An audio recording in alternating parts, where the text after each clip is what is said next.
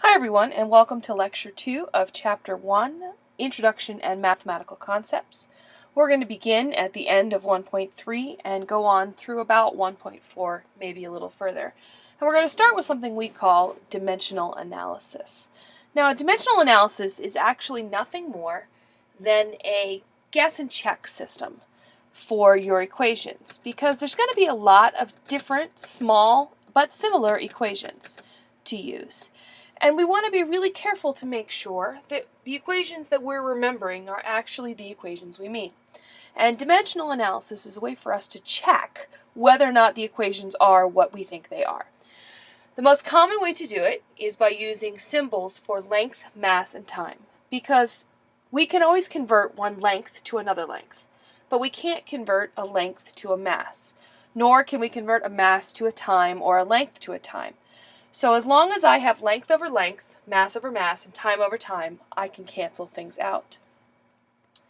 So let's consider the equation below. Say you're trying to remember, I know x is something that has to do with v and t, but I don't remember what. I think it's this.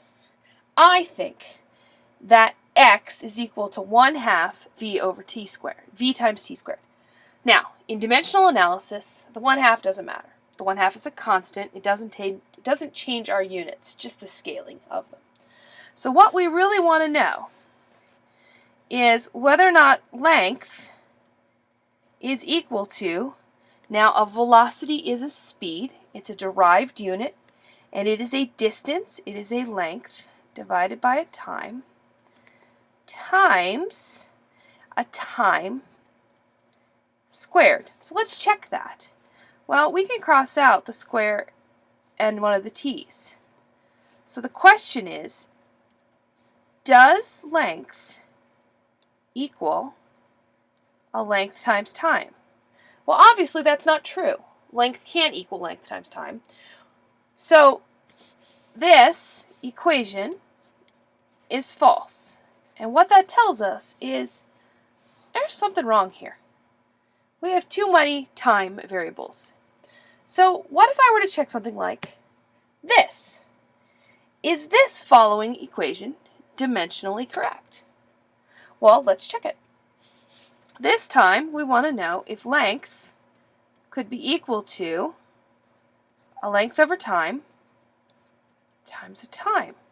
Now look, the times cancel. We get length is equal to length, and that equation is true. Now, be very, very careful. This is, in fact, a correct equation. But you'll notice that we could put any constant in. We could put a 2 or 100 or 100,000 in, and it would still pass the dimensional analysis rule. So this is not the only guideline in making sure that the units are correct. Okay? So that finishes up everything we need to know about units. The next section, 1.4, is actually a crash reminder course in trigonometry. And all of you should have already had at least the basics of trig. Even if you haven't taken the class trig yet, we do these functions at the end of geometry, so everybody has seen them. So, what is trigonometry? Trigonometry is, by definition, the study of the relationship between the sides and angles of a triangle. So, remember that there are 3 sides to a right triangle. There is the hypotenuse, and it's always across from the 90-degree angle. Remember, this thing is a right triangle because it has a 90-degree angle in it. Okay? We call h sub naught, or h sub o, meaning h with a subscript of o, the length of the side opposite. This notation is unique to your book. Every book has their own way of writing it. And we call this HA, the length of the side adjacent. Remember that these two are called legs, and legs are classified one of two ways. They are either touching the angle, they are adjacent, or they're opposite the angle. They're opposite. So why is that important? And the reason is because we define our trigonometric functions by where they relate to the angle in a right triangle. And these are our trig functions. The first is the sine of theta. Now please remember, there's no such thing as just saying the sine is equal to 12 degrees. You can't do it. So it always has to have some argument in it. So this, not allowed. So by definition, the sine of angle theta, and we often use Greek letters to represent angles so that we keep them straight. The sine of theta is the opposite divided by the hypotenuse. Now remember that the hypotenuse is always the largest side of a right triangle. Therefore, the number on the bottom will be at least as big as the number on top, if not bigger, which means the sine of theta is somewhere between -1 and 1. Same with the cosine, it's the adjacent side. So the cosine is always going to be between -1 and 1. But there are no such guidelines on a tangent. A tangent can be all sorts of things. Okay? And the tangent is going to be the ratio of the legs of the triangle, the opposite divided by the adjacent. So, how is this important to us? Well, let's do an application. So imagine that we are standing outside and we want to know how tall a building is. Now, obviously, it's impractical to measure the side of a building. But by knowing the angle of the sun, we can actually learn some things about the shadow of this building. So in your curious mind, when you're outside on your lunch break, you pace off the side of the shadow of the building, and you say, hey,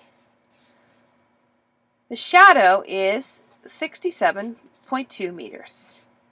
And you say, okay, well that is my adjacent side of a right triangle. Okay? You also know from the time of day that the angle of the sun, theta, is 50.0 degrees. And the thing you're interested in is the height of that building. The thing you want to know is, hey, what's h sub naught? So, there are three things here. Two sides of a triangle and an angle. Every use of trig functions is going to be two sides of a triangle, some two sides of a triangle and an angle. Okay? So, which trig function uses the opposite and the adjacent? And there is only one. And that one is the tangent of theta is equal to the opposite over the adjacent.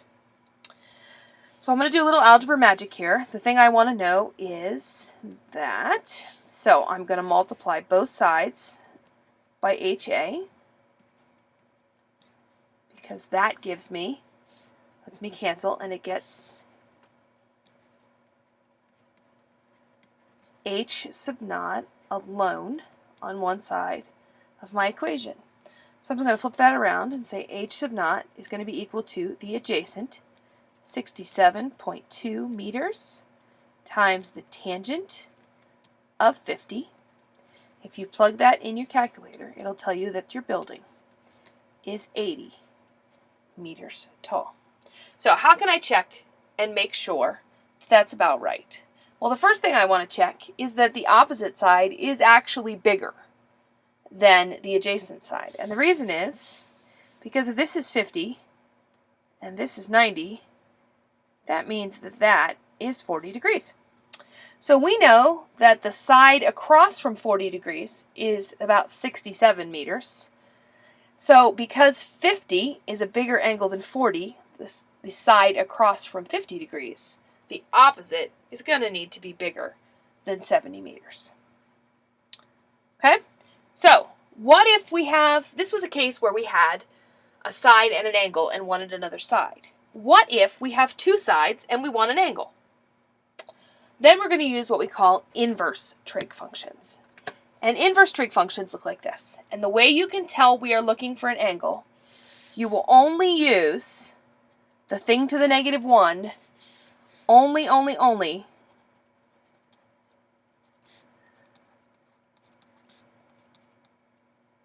when looking for an angle. If you're looking for a side, you'll use the regular trig function. If you're looking for an angle, you'll use what we call the inverse trig function. And you have used these before. So let's do an example with one of these. So imagine you are out in the river and you want to know how deep the water is. But to know how deep the water is, you have to know that angle theta. We need to know this. So this is actually a two-step problem. Okay? The first thing I want to know is, what's that angle? And I have two sides of the triangle. See this one? Just looking at the small triangle, my side opposite is 2.25 meters. My side adjacent is 14 meters. Now that's going to be a pretty shallow angle, okay? Because the adjacent side is so much bigger than the opposite side. So I'm using those two. Again, that's a tangent. So we know the tangent of theta is equal to HO over HA, which means theta is equal to the inverse tan of HO over HA. Sorry, my handwriting's sort of rough there. Okay? So, if we're going to put that in, we know that theta is equal to the inverse tangent of 2.25 over 14. If you plug that into your calculator, you will get an angle of a little more than 9 degrees. So if we wanted to, we could use that angle to find the bigger side. But we've already done a problem like that. So take a minute, try it yourself, and if you want the answer, let me know. So how do we get the third side of a right triangle? The way we've always done it, using the Pythagorean theorem. And you guys have seen this for years. You don't need me. So if you don't know how to use the Pythagorean theorem, please come and see me. Okay, that is it for this lecture. Next, we will go on and talk about scalars and vectors. If you have any questions, please let me know.